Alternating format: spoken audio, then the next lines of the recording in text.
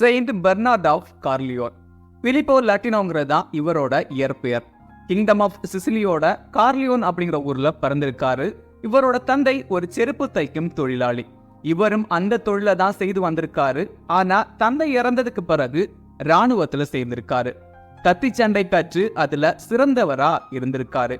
பெருசா இறைபக்தி இல்ல அப்படின்னாலும் முதியவர்களையும் ஆதரவற்றவர்களையும் பாதுகாக்கிறதுல ரொம்ப ஆர்வமா இருந்திருக்காரு.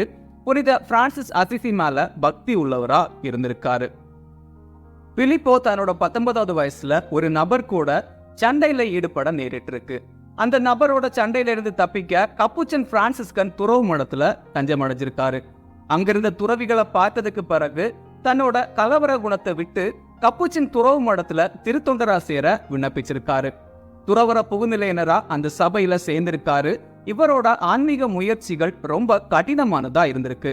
தன்னைத்தானே காயப்படுத்தி உணவு இல்லாம வாழ்ந்திருக்காரு. இதனால நோய்வாய்ப்பட்டிருக்காரு. கீழ்வாத நோயால ரொம்பவே வேதனைகளை அனுபவிச்சிருக்காரு. பெர்னார்டு அன்னை மரியாள் மேலையும் மிகுந்த பக்தி உள்ளவரா இருந்திருக்காரு. அன்னை மரியாள் குழந்தை இயேசுவோட இவருக்கு காட்சி அளித்து குழந்தை இயேசுவை இவரோட கையில் தந்ததாகவும் சொல்லப்படுது.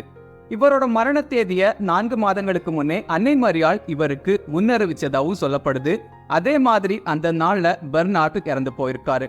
இவரோட கல்லறையில இன்றைக்கும் பல அதிசயங்கள் நடைபெறதா சொல்லப்படுது. ஜனவரி 12 செயின்ட் பெர்னார்ட் ஆஃப் கார்லியோனோட ஃபீஸ்ட் டே.